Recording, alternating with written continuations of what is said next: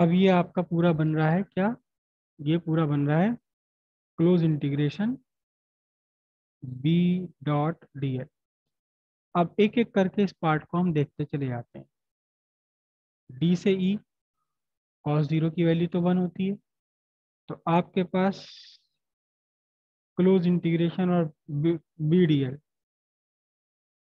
देखो ये भी 0 हो जाएगा, कॉस 270 की वैल्यू भी 0 होती है, और यहाँ मैग्नेटिक फील्ड 0 का, तो सब कुछ खत्म होकर आपके पास क्या रह गया, आपके पास रह गया integration D to E B D L, D to E B D L. ठीक है जी। अब अब मैं इसको जो है डी से ई तक की जो लेंथ है, डी से ई तक की लेंथ है, इसको मैं एक्स कह रहा हूँ। डी ई कितनी है, एक्स है डी ई, करेक्ट। अच्छा, सॉलिनॉइड के अंदर मैग्नेटिक फील्ड लाइंस एक दूसरे के पैरेलल है, इक्वी डिस्टेंट है, तो फिर मैग्नेटिक फील्ड यूनिफॉर्म हो गया। इसमें तो आप यहाँ समझ गए जीरो क्यों लिखा था, ये आपको बात मेंशन करनी पड़ेगी। Outside the magnetic field, outside the solenoid, the outside the solenoid the magnetic field is zero. तब यहाँ आप सब्स्टिट्यूट करेंगे, उसके बाद हम क्या लिखेंगे, inside solenoid, inside solenoid magnetic field lines are equidistant and parallel to each other, एक दूसरे की इक्विडिस्टेंस है, पैरेलल टू ईच अदर है, हेंस बी इज कांस्टेंट। जब बी कांस्टेंट है तो इंटीग्रेशन बी डी एल आपके पास क्या बना, B integration D to E D L. B और डी से ई तक छोटे छोटे पार्ट आप जब ऐड करेंगे, डी से ई तक जब आप छोटे छोटे डी एल ऐड करते चले जाओगे, तो क्या बन जाएगा आपका, क्या बन जाएगा सारा मिलकर के, सारा मिलकर आपका बन एक्स। जाएगा एक्स, बी इंटू एक्स। ये आपका इंटीग्रेशन बी डी एल आ गया। अब इसी एम्पीरियन लूप पर आपको लगानी है क्या, एम्पीरियन लूप पर आपको लगानी है Ampere circuital law.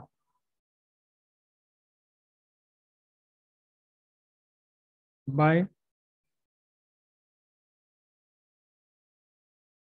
Bye Ampere circuital law, integration B D L is equals to mu naught I.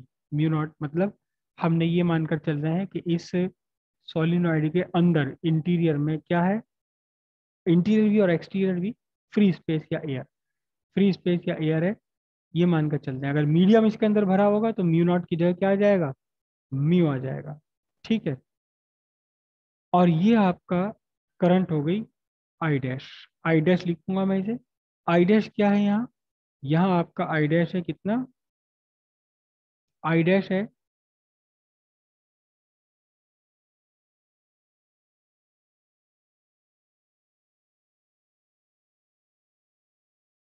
I dash equals total current linked with कौन, एम्पीरियन लूप, जो टोटल करंट एम्पीरियन लूप से link हो गई है, ये I dash है। अब इस आई डैश को समझने की बात है, देखना जरा ध्यान से। देखिए, इसके हर टर्म में करंट की वैल्यू है आई, यहाँ से चली एंटी क्लॉकवाइज, नॉर्थ पोल बन गया, हर एक टर्न में है आई, हर एक हर एक टर्न में करंट है आई। ठीक है जी। तो इस एम्पीरियन लूप से कितनी करंट लिंक हो गई है, यस सर। ये सॉलिनॉइड है, ये सॉलिनॉइड है, और ये जो मैंने बना रखा है ये वाइट वाले वायर से, ये एम्पीरियन लूप है। ठीक है, अब जरा ध्यान से देखना, दिस इज एम्पीरियन लूप। अब करंट इसमें चल रही है, यहाँ से घूमती हुई करंट आ रही है। देखना जरा ध्यान से, ये वाला जो रिंग है, इस कौन सा रिंग है, अब मैं केवल इसे क्लोज ले लूँ यहाँ तक, ठीक है, अब ये वाला रिंग आप देखिए जरा ध्यान से। ये वाइट वाइट पे वाइट मेरा जो वायर है, it is Amperian loop, this one is Amperian loop. तो ये जो वायर है जहां मेरा इस टाइम बिल्कुल पेन लगा हुआ है, इस वायर से करंट, देखो ये इस वायर का जहां मेरा इस टाइम पेन है एम्पीरियन लूप के नीचे है ये वायर, और ये जब मेरा जहां पेन है ये वायर का पोर्शन आ गया एम्पीरियन लूप के ऊपर। तो इस वायर में जब करंट चल रही है, ये करंट यहाँ से यहाँ तक चली तो एम्पीरियन लूप से निकल कर आई ना, एम्पीरियन लूप से लिंक हो गई ना करंट, ये एम्पीरियन लूप में से पास हो रही है। क्लियर है इतनी बात या नहीं? ये करंट ये छल्ला है मेरा, देखो ये पूरा छल्ला तो एम्पीरियन लूप के बाहर चला गया। अब इस पूरे छल्ले में, इस पूरे रिंग में ये करंट यूं चली, ये जहां मेरी पेन की टिप है समझ लो ये करंट चला रहा हूँ मैं, जो पेन की टिप है इसमें ये करंट चल रही है। ये करंट गई, ये करंट गई, ये करंट यहाँ से ये करंट आई और ये इस एम्पीरियन लूप से पास होकर बाहर निकल गई। फिर ये करंट वापस नीचे गई, लेकिन अभी एम्पीरियन लूप के बाहर निकल गई है। अभी एम्पीरियन लूप के थ्रू नहीं जा रही करंट, ये एम्पीरियन लूप से बाहर निकल गई। फिर वही करंट अब नेक्स्ट वाले रिंग में आई, नेक्स्ट वाले रिंग में आई, तो इसको यहाँ से ऊपर तक आने के लिए फिर इस एम्पीरियन लूप से पास होना पड़ा। फिर इस वाले अगले टर्न में आई है, फिर ये करंट यहाँ से यहाँ गई और वापस ऊपर आने के लिए इसको फिर एम्पीरियन लूप में से पास होना पड़ा। तो पूरे पूरे के पूरे सर्किल, पूरे की पूरी सोलेनॉइड में तो करंट है आई, लेकिन आप बता सकते हैं कि इस टाइम एग्जैक्टली अमाउंट कितनी है linked with this Amperian loop, Amperian loop से कितनी करंट पास होकर के जा रही है? जबकि हर सेगमेंट में, हर आपके सेगमेंट में, हर एक छल्ले में, हर एक रिंग में करंट है आई। तो आप बताइए कि इस एम्पीरियन लूप में से कितनी करंट पास होकर के जा रही है, आई है या कुछ और है? आधी आएगी शायद। सर आई की हद्दी है।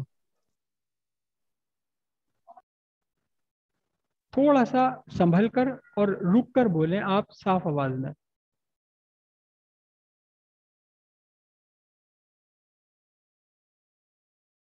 नहीं, आप में से किसी का भी आंसर मुझे क्लियर नहीं हो पाया। सर आई की आधी। सर हाफ ऑफ आई।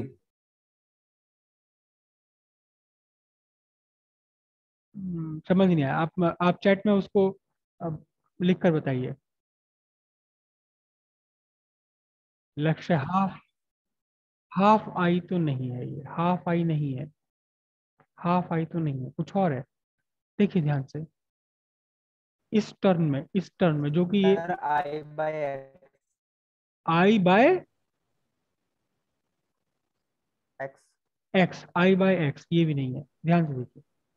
इस रिंग में करंट है आई, और ये करंट यहाँ इस वाले रिंग से एम्पीरियन लूप में से बाहर निकल कर आए, एम्पीरियन लूप के थ्रू। मतलब करंट को ऐसे चलना पड़ रहा है, करंट जो है ये मेरी इस एम्पीरियन लूप से ये वाला जो छल्ला मैं बता रहा हूँ, ये वाला जो छल्ला है, जो छल्ला, जो रिंग आपका एम्पीरियन लूप में है, तो इसमें करंट की डायरेक्शन ये मेरी उंगली है, ये मेरी उंगली करंट से ऊपर के निकल कर आई।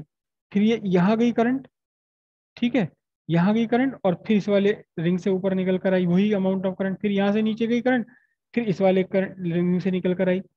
तो एक बार करंट पास हुई है इस वाले रिंग से, अगली बार करंट पास हुई इस रिंग से, वही करंट पास हुई फिर इस रिंग से, फिर वही करंट पास हुई फिर इस रिंग से, फिर वही करंट पास हुई इस वाले रिंग से, फिर वही करंट पास हुई इस वाले रिंग से, फिर इस वाले रिंग से। तो आई को, आई ही है सब जगह। एक बार तो यहाँ से पास हुई आई, फिर यहाँ से पास हुई 2 आई, यहाँ से पास हुई 3 आई, फिर यहाँ से पास हुई 4 आई, फिर 5 आई, 6 आई, 7 आई। इस टाइम 7 आई करंट है पासिंग थ्रू द लूप।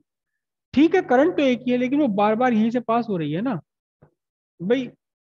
सुनो ध्यान से, आपका ये एक छल्ला है, आपने आपका ये छल्ला है, मैं सिर्फ आपके खेल की बात बता रहा हूँ, बचपन का खेल, बिल्कुल बचपन का खेल, ये छल्ला सा है, ठीक है। बल्कि मेरे घर में तो अब भी छोटे छोटे जो बच्चे होते हैं ना, 2 2 3 3 साल के, उन्हें खेल सा लगता है। मेरे घर में 3 रूम है और तीनों आपस में इंटरकनेक्टेड है, अंदर ही अंदर दरवाजे से जुड़े हुए हैं। तो बच्चे को खेल लगता है, बड़ा खेल लगता है। आजकल ऐसे दरवाजे बनते नहीं, ऐसे रूम बनते नहीं जिसमें जो आपस में अंदर ही अंदर एक दूसरे में जुड़े हुए हो दरवाजे। तो बच्चे क्या करते हैं, जो जो भी हमारे मेहमान आता है वो एक दरवाजे से निकलता है, फिर दूसरे दरवाजे से निकलता है, फिर इसे आ गए, फिर एंटर करता है, फिर किसी और से निकलता है, फिर इसे दरवाजे से आ गए। अगर वो 1 सेकंड में 4 बार ये काम कर ले तो इस वाले दरवाजे से तो 4 बार निकल गया ना। है तो बच्चा एक ही, लेकिन वो यहाँ से इस दरवाजे से गया, दूसरे कमरे में घूम फिर कर जाएगा, किसी और दरवाजे से आएगा, फिर इससे निकल कर चला जाएगा। अगर 1 सेकंड में 4 बार उसने कर लिया तो 4 टाइम्स हो गया ना उसका इस दरवाजे से। है तो वो एक ही, 10 4 बच्चे नहीं है, बच्चा तो एक ही है, लेकिन 4 बार अगर उसने कर लिया 1 मिनट में तो 4 बार 4 आई। तो यहाँ देखो आप ध्यान से, ये करंट तो आपकी आई ही है, करंट तो आई है, लेकिन एक बार वो आई इस छल्ले से पास हुई, इस वाले रिंग से, फिर अगली इस रिंग से, फिर इस रिंग से, फिर इस रिंग से, फिर 1 2 3 4 5 6 7 रिंग है मेरे जो एम्पीरियन लूप के अंदर आ रहे हैं। तो एक्चुअली इस एम्पीरियन लूप से कनेक्टेड, इस एम्पीरियन लूप से पास होने वाली जो करंट है वो इस टाइम 7 आई है। I from first ring, I from second ring, I linked with third ring, I linked with fourth ring, I linked with fifth ring, I linked with sixth ring, I linked with seventh ring. तो आई आओ आओ आओ आओ आओ, जितनी बार आ सकते हो आ जाओ। कितनी बार आ गई? 7 बार आ गई यहाँ। ये क्लियर हुआ आपको? यानी बहुत ही इंपॉर्टेंट कंसेप्ट है ये। Yes sir. सभी को क्लियर है? Yes sir. करंट तो केवल यस एक सर। ही है, लेकिन वो बार बार इस रिंग से पास हो रही है। ओके। अब हमारे पास हमारे जो फिगर है उसमें 7 टर्न्स तो है नहीं, तो फिर वापस फिगर पर आ जाओ।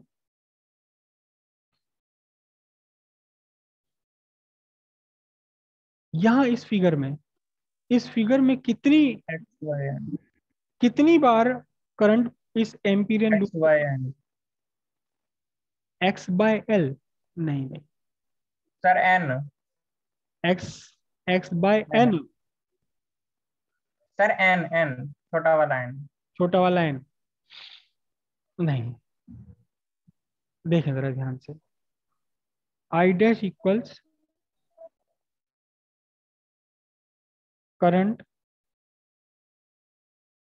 Through each ring, current through each ring into number of rings in length x.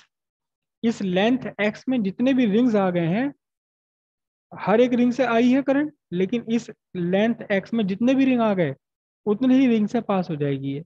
अब इससे कितने रिंग्स आए हैं? देखिए यूनिट लेंथ में कितने रिंग्स हैं?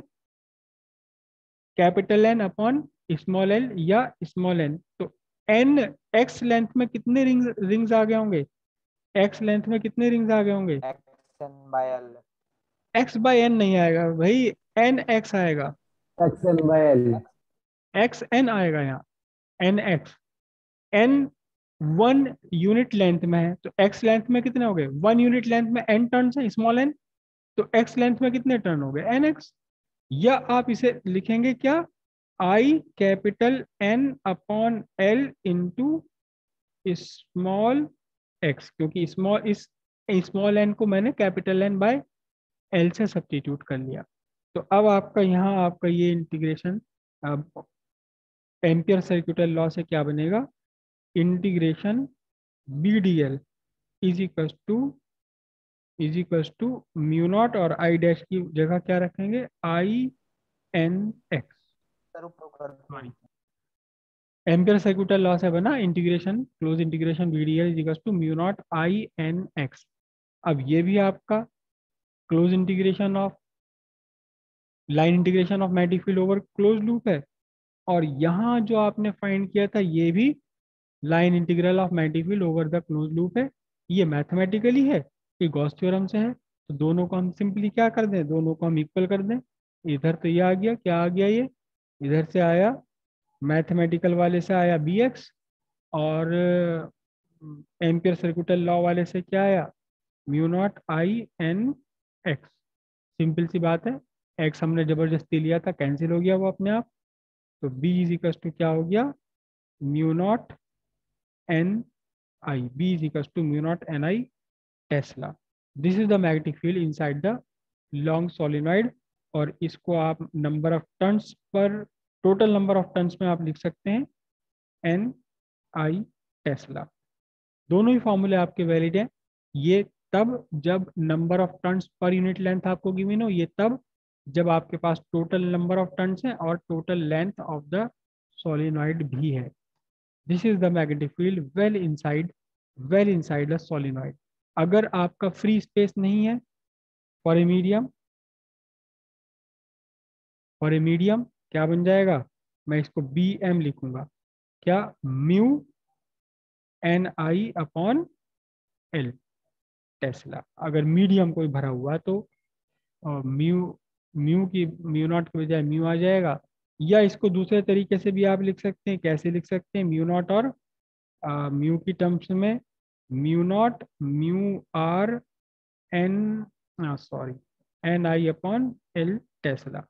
और यहाँ से भी आप magnetic permeability, relative magnetic permeability define कर सकते हैं।